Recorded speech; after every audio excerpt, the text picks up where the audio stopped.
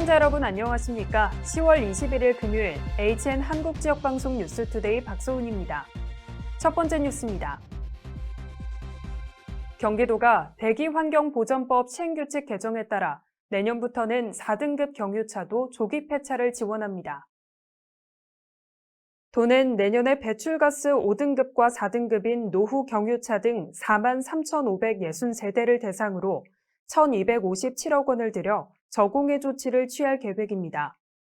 4등급 경유차는 2006년 배출 허용 기준에 맞춰 생산된 차량으로 3등급 차량보다 미세먼지 발생량이 최대 12배 많습니다.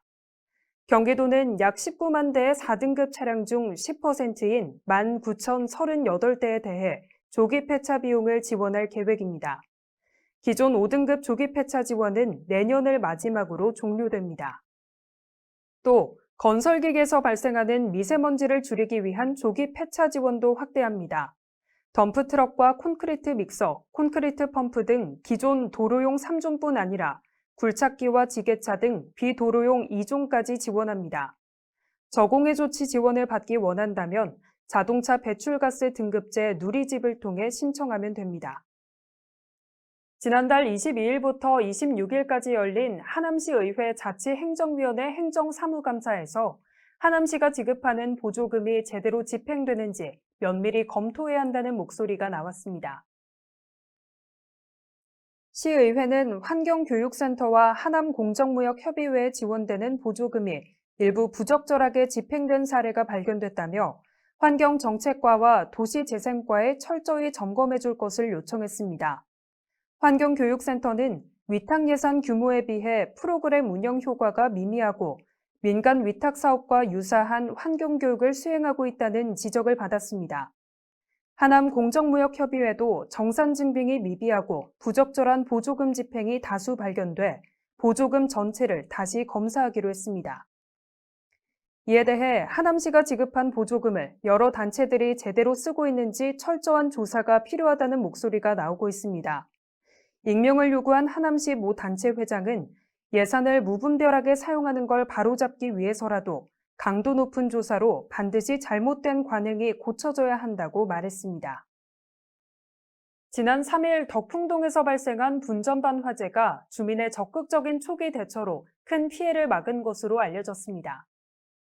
이날 오후 6시 53분쯤 덕풍동 모 교회 복지관에 있는 분전반에서 발생한 화재는 전기적인 요인에 의한 것으로 추정되고 있습니다.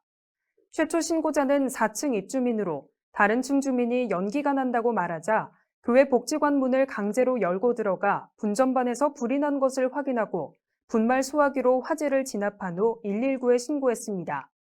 신고를 받고 출동한 덕풍 119 안전센터 대원들은 현장에 진입해 화재를 모두 진압했습니다. 하남소방서 관계자는 이번 화재는 주택용 소방시설을 적극적으로 활용한 사례로 주택용 소방시설의 중요성을 알려줬다며 앞으로 주택용 소방시설 보급 및 확대를 위해 다양한 방법으로 홍보를 해 주민들의 피해를 막는 데 앞장서겠다고 말했습니다. 복지 사각지대에 있는 위기 가정에 반찬을 전달하며 생활이 어려운 이웃 돕기에 앞장서는 나눔의 향기가 지난 15일 신장동 하이렉스 광장에서 나눔의 향기 9주년 사랑의 나눔 바자회를 열었습니다. 이번 바자회는 생활이 어려운 이웃을 돕기 위한 기금을 마련하기 위해 하남시 기업과 개인이 기증한 물품 만여 점을 저렴한 가격에 판매했습니다. 바자회에 참여한 풍산동 박모 씨는 어려운 이웃을 돕는 행사에 참여해 이웃들과 정을 나누는 시간이 돼서 좋았다고 말했습니다. 김수기 회장은 해마다 바자회를 위해 물품을 기증해 주시는 여러 기업과 하남 시민 여러분께 감사드린다며 올해도 많은 분들의 봉사와 도움으로 바자회를 성황리에 개최할 수 있게 돼 기쁘다고 전했습니다. 지난 2013년에 발족한 나눔의 향기는 매주 화요일 20여 명의 봉사자가 모여 직접 요리하고 독거 어르신과 편부 가정, 장애인 가정 등의 일주일분의 반찬을 전달하고 있습니다. 이와 함께 어르신을 위한 효 행사, 김장김치 지원, 저소득층 돕기 물품 지원 등 봉사활동을 통해 어려운 이웃을 돕고 있습니다. 이어서 간추린 뉴스입니다. 광주시 문화의 날 행사가 지난 15일 남한산성 아트홀 대극장에서 열렸습니다.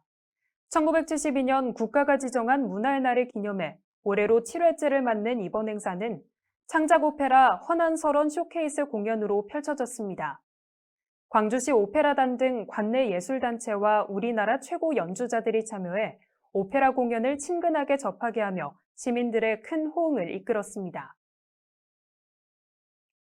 경기도의 6개 옛길이 10년 만에 모두 복원돼 550km의 대형 탐방로가 탄생했습니다. 경기 옛길은 조선시대 실학자 신경준 선생이 집필한 도로고의 6대로를 토대로 길을 걸으며 역사와 문화를 체험할 수 있도록 조성한 역사 문화 탐방로입니다. 자유롭게 방문 가능하며 경기 옛길 앱을 이용해 완주 인증을 할 수 있고 문화유산 음성 해설도 들을 수 있습니다. 하남시 청소년 수련관 환경봉사 동아리 망월천 지킴이가 2022년 청소년 동아리 우수사례 공모에서 비공연 부문 최우수상인 여성가족부 장관상을 수상했습니다. 활동 성과와 주도적인 참여 노력, 활동의 활용성과 사례 확장성, 홍보 노력 모든 부문에서 높은 점수를 받았습니다. 망월천 지킴이는 15명의 청소년들이 모여 망월천 쓰레기 줍기, 자원 순환 가게 프로젝트 등을 해왔습니다. 하남시가 11월 31일까지 어르신들이 독거노인의 가정을 방문하는 가정학습교사 실버벨 선생님 사업을 운영합니다.